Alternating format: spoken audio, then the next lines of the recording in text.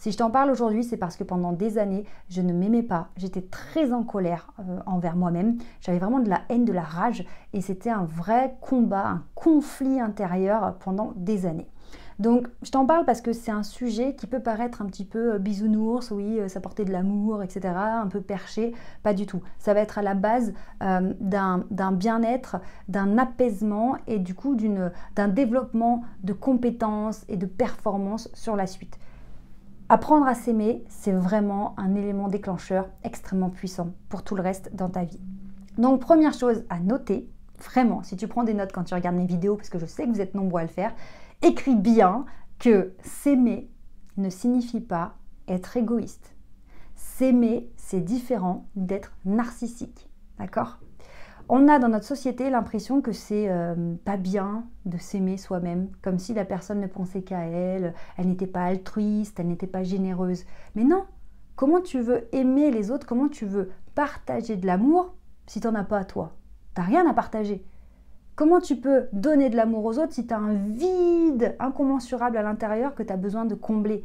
Ce vide, tu vas le combler à travers de la dépendance affective, par exemple. Donc c'est un autre sujet, tu peux trouver des vidéos sur ma chaîne là-dessus. Tu vas être dépendant de quelqu'un pour remplir ce vide affectif. Ce vide, tu vas peut-être le combler avec des addictions. Addiction à la nourriture, au sucre, au tabac, à l'alcool. Tu vas peut-être le combler avec une addiction de sport. Sport à très haute intensité pour générer des sensations parce qu'à l'intérieur, c'est le vide. Peut-être que tu vas être boulimique de travail. En tout cas, si tu ne t'aimes pas, tu vas compenser avec quelque chose qui est destructeur. Donc, on arrête de penser que s'aimer, c'est être égoïste ou narcissique. Pas du tout. Quand on s'aime, c'est juste la base, c'est juste normal. Ce qui est anormal, c'est d'être dans ta vie et de penser que tu vaux rien, que tu es nul, que tu ne mérites pas forcément d'être heureux, que tu ne sais pas comment faire pour être heureux et d'attendre que quelqu'un vienne te rassurer sur le fait que tu es une personne formidable et que tu as le droit d'être aimé, que tu as le droit de t'aimer toi-même. Donc aujourd'hui, on va être autonome. D'ailleurs, c'est le sujet de ma méthode STER.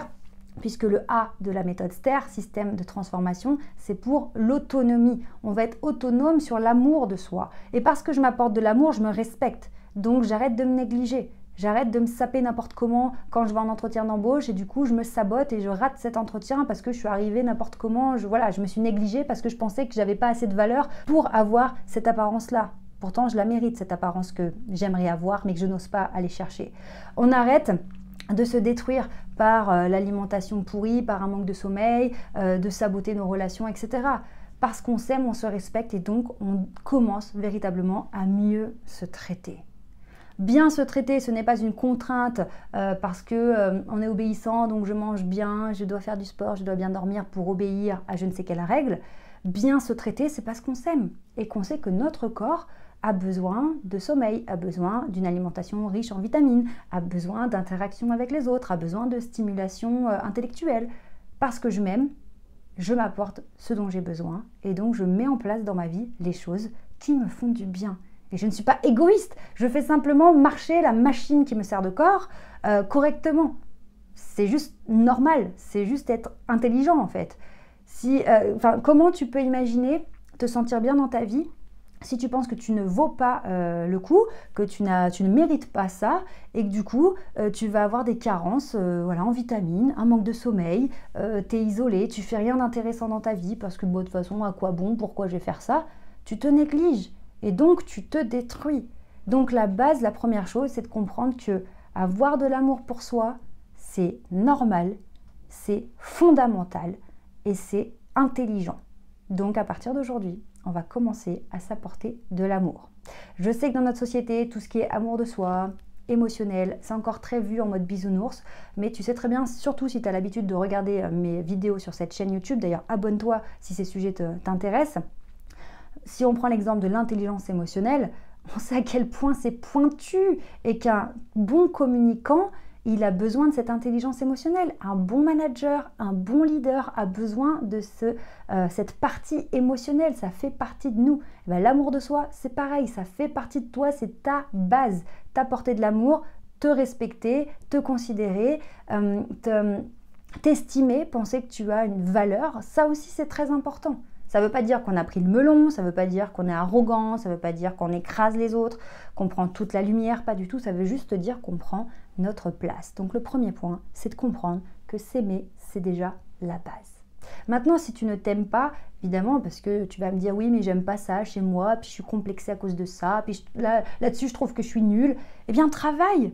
Si tu n'aimes pas ton corps, va à la salle. Si tu n'aimes pas ce que tu fais comme travail, va te former. Si tu ne peux pas te payer une formation, regarde le contenu sur Internet, va parler à des gens, va sur le site LinkedIn, va connecter avec des gens, demande-les en invitation, commence, construis. Et là, ça va faire tout de suite la transition avec mon deuxième conseil qui pique un petit peu au passage, mais qui est tellement, tellement puissant. C'est de ne pas attendre de miracle. N'attends pas qu'il y ait, comme par magie, un miracle qui fait que d'un coup les gens te rassurent sur qui tu es, t'apportent de l'amour comme ça de manière inconditionnelle alors que tu n'as rien fait de particulier, que tout devienne facile, etc., qu'on te donne ce que tu mérites. Non, n'attends pas de miracle, mais crée ce miracle. C'est toi qui vas construire ce miracle. Et là, l'idée, ce n'est pas de se sentir accablé en mode « Oh mon Dieu, je ne peux pas attendre de miracle, c'est à moi de le faire, c'est horrible. » Non, l'idée, là, c'est de comprendre que le pouvoir est entre tes mains. C'est toi qui es capable de construire ce miracle. J'ai vu un truc l'autre fois passer sur les réseaux qui m'a vraiment interpellée. C'était les gens veulent faire un gâteau. On leur donne le fouet, la farine, les œufs, le lait. Ils regardent les ingrédients et ils quittent la cuisine. J'ai trouvé ça tellement pertinent. Parce que c'est vrai, on a tout ce qu'il faut en nous. Ça ne veut pas dire que c'est facile. Pour faire ce gâteau, peut-être que tu vas le rater 10 fois ton gâteau pour le réussir. Ou peut-être que tu vas mettre beaucoup plus de temps que tu avais prévu. Ou peut-être qu'il va te manquer un ingrédient et tu vas devoir retourner au magasin en chercher.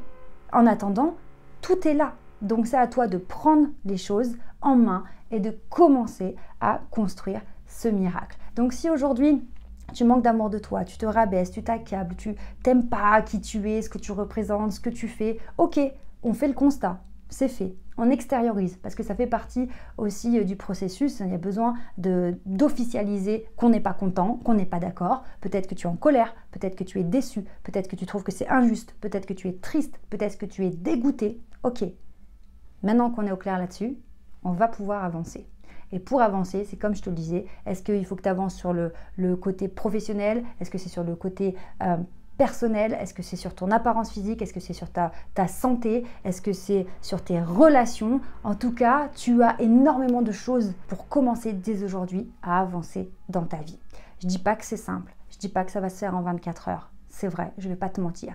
Mais ce que je te dis, c'est que le pouvoir est entre tes mains. Donc si tu veux commencer à t'aimer, c'est toi qui dois décider et commencer à agir dans ce sens. Donc enlève-toi de la tête que s'aimer c'est égoïste ou quoi et commence à te dire qu'il va falloir te réconcilier avec toi-même. Pour te dire, sur mon cas, je voulais même pas me réconcilier avec moi-même à l'époque où je me détestais parce que j'avais tous ces problèmes de santé qui m'ont fait avoir un parcours très très atypique, à l'écart de la société. Toute mon adolescence, le début de ma vie adulte, c'était vraiment un chaos, c'était plein de désespoir et de colère me concernant.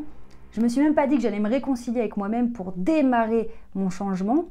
Je me suis dit que j'allais essayer de me tolérer. Je me suis dit que si tout ce temps, le fait d'être en colère contre moi, de me dévaloriser, de me rabaisser, de m'accabler, de me trouver nulle, ça n'avait pas fonctionné, je me suis dit pourquoi pas essayer autre chose. De toute façon, je sais qu'être en colère contre moi, ça marche pas. Ça va mener nulle part. Donc, si on essayait un peu autre chose, c'était impossible pour moi à l'époque de me dire que j'allais m'aimer, que j'allais m'encourager, que j'allais m'apprécier, que j'allais me kiffer. C'était pas possible. Donc, me réconcilier, c'était encore un peu compliqué. Je dis, attends, on n'en est pas là non plus. Mais me supporter, me tolérer ma propre présence, c'était déjà énorme. Et que s'est-il passé ? J'ai baissé la garde, j'ai arrêté d'être méchante envers moi-même, j'ai arrêté de m'accabler, de me rabaisser, de me dire que j'étais nulle, que je valais moins que les autres, que j'étais vraiment une incapable et que je ferais jamais rien de ma vie. Et j'ai commencé à être, on va dire, neutre, déjà de plus me rabaisser. Et j'ai commencé petit à petit à m'encourager un petit peu, à me dire tiens, si moi-même, si je devais me parler à moi-même comme je devais parler à quelqu'un pour l'aider, qu'est-ce que je lui dirais ? Et j'ai commencé comme ça un petit peu, me rassurer, me motiver un petit peu, allez vas-y, tu peux le faire, allez, et pourquoi pas, hein, on n'est pas à l'abri d'un miracle. Ça, c'était une phrase que je répétais tout le temps. Allons-y, parce qu'on n'est pas à l'abri d'un miracle. Ça me paraît désespéré, ça me paraît impossible, mais allons-y, hein, perdu pour perdu, allons-y. Et petit à petit, je voyais que ça commençait à fonctionner. Et donc, au lieu de me trouver nulle, j'ai dit, bah, moi, finalement, on a réussi. Et j'ai commencé, tu vois, je dis on là, on a réussi. J'ai commencé à me rapprocher de moi-même, si on peut dire ça, et à me réconcilier, jusqu'à ne faire plus qu'un, faire équipe, et de m'accepter entièrement, avec mes forces, et aussi mes faiblesses, mes fragilités, tout ce qui avait pu me faire honte dans mon passé. J'ai commencé à tout accepter. Et là, ça change vraiment, vraiment tout. Donc si aujourd'hui, tu sens que tu t'aimes pas, eh ben, dis-toi que c'est un chemin qui est totalement possible de se reconnecter à soi, de s'apporter de l'amour, de s'encourager, de faire équipe avec soi-même et d'être apaisé. Parce que c'est ça surtout le plus important. C'est pas de performer ou d'atteindre des objectifs pour montrer au monde on a réussi. Non, parce que tu as des personnes qui réussissent, peu importe le domaine, et qui sont toujours vides de l'intérieur, qui sont en colère contre elles-mêmes, et elles ont beau avoir de la réussite extérieure, l'intérieur c'est un carnage. Donc vraiment mon conseil c'est de travailler l'intérieur, réconcilier avec toi, fais la paix, pardonne-toi tout ce qui a pu se passer dans ta vie, tout ce qui te fait honte, parce que ça c'est une camisole, ça t'empêche d'avancer, et dis-toi que tu es capable, tu as tout en toi, donc ça va marcher.